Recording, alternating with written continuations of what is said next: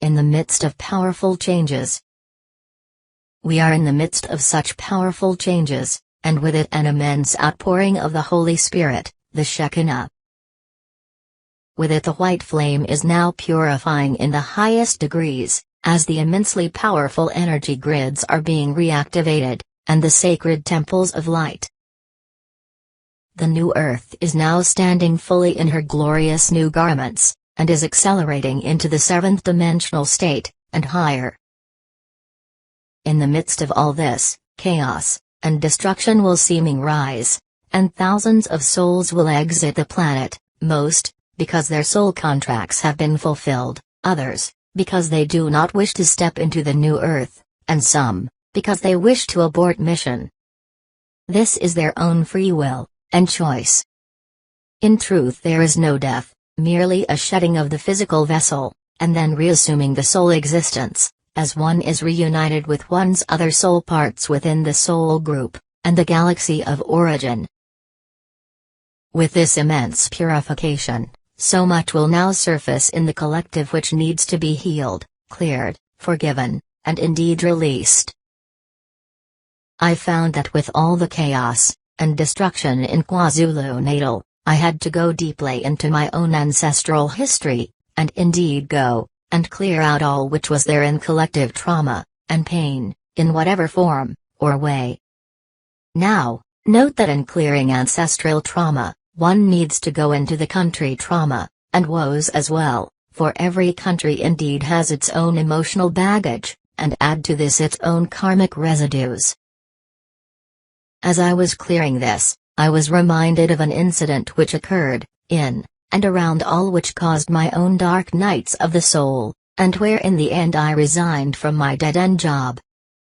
At that time I had someone from the Zulu royal family working with me, as one of the staff members.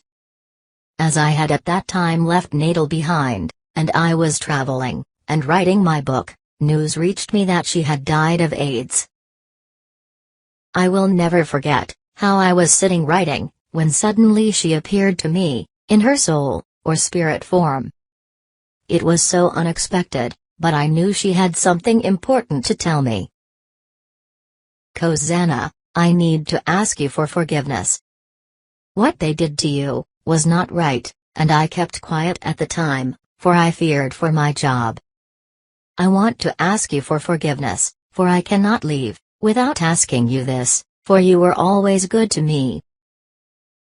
I was deeply touched, and I forgave her, and indeed blessed her, with tears running down my cheeks.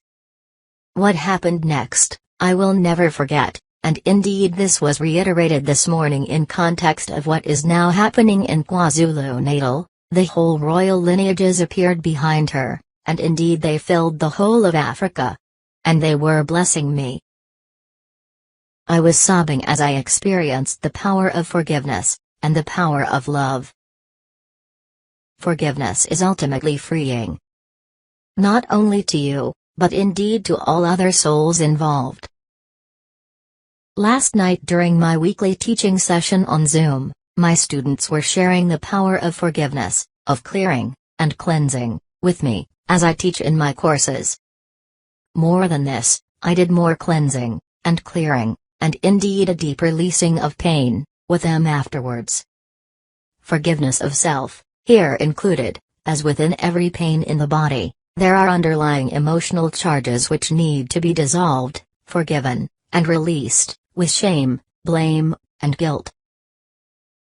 We all agreed that the more the inner work is done, the freer, lighter, and brighter one becomes, and indeed one is lifted ever higher, and this is indeed the process of transfiguration, into the new earth.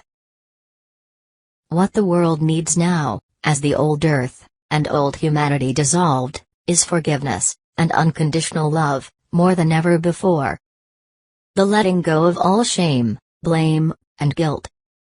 More than this, to finally understand that all the old patterns, the old behaviors, the old programming, the anger, the hatred, the fears, etc. cannot be taken with you into the new earth. This applies to the individual, as much as the collective. Yet, in the ultimate state, Where one has stepped into the new earth, one will indeed step into a totally new creation, and create from the heart and soul of unconditional love, and thus unity and harmony, not only with other souls, but with Mother Earth, and all upon here, as all creatures, all creation, indeed is divine, and carries the same divinity within it, as we do too. The divine lives in all of us equally. By Judith Kusel.